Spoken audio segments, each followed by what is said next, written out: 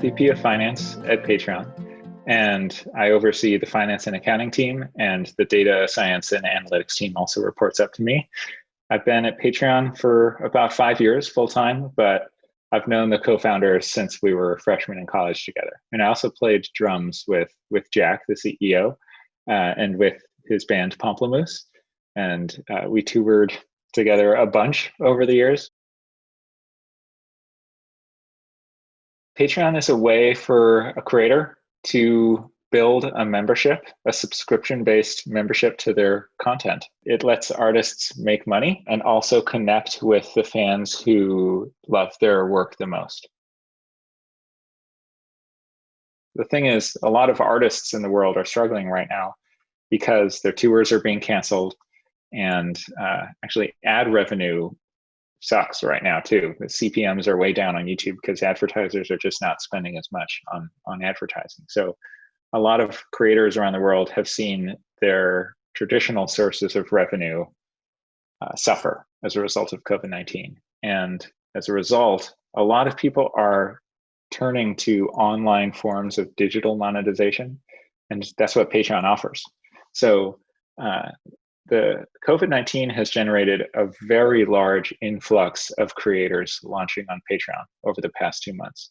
In fact, we've launched over 100,000 artists in just the past 2 months alone.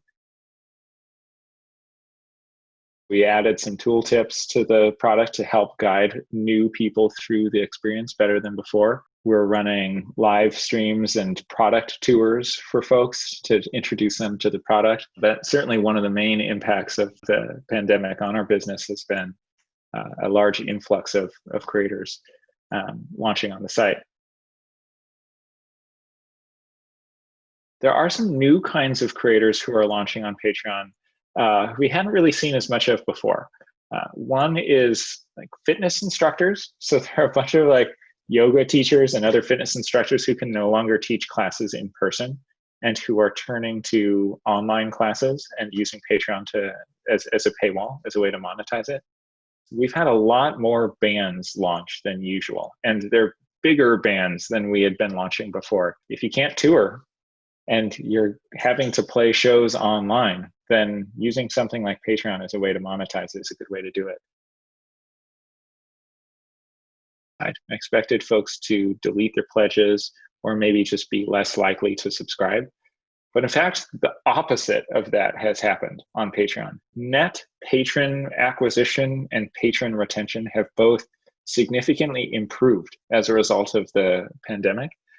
And I think what's happening is, yes, there are some folks who are deleting their pledge because of economic difficulty, but more than that, there's been more than an offsetting effect on that from patrons who are stepping up to support artists and creators during this time.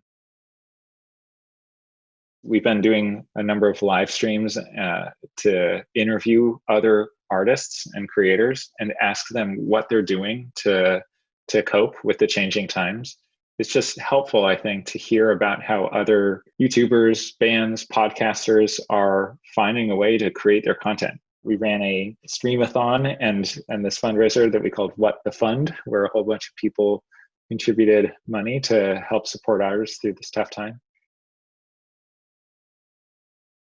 One other thing that artists are doing that's really fun is exclusive hangouts through things like community forums like Discord.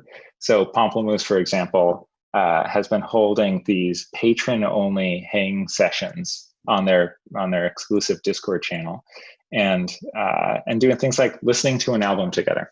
It's so fun to listen to an album with an artist you really like, and to hear how they think about the bass line, the drum track, how much reverb is on the background vocals, that kind of stuff.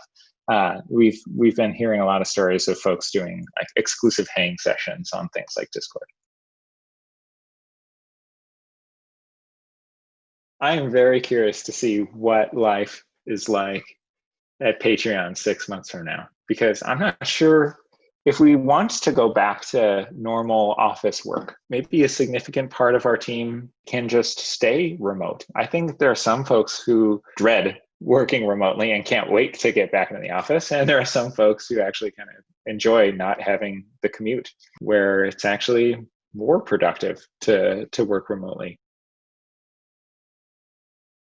There are a couple of ways we've been thinking about it. One is that fundraising might be tough over the next year and a half or so. There are a lot of investors who just have less money than they did before. I also think this has created a sort of risk-off environment where there will be greater scrutiny on things like cash flow and profitability. And so generally speaking, I think it's probably wise for companies to plan more towards profitability and manage their cash more carefully, because it might be harder to raise money over the next 12 months. But there's a flip side to that.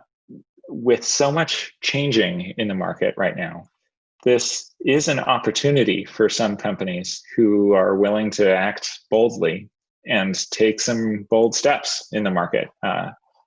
One of our investors has said that when things like this happen, often the market share shifts dramatically between the businesses, the players in a market.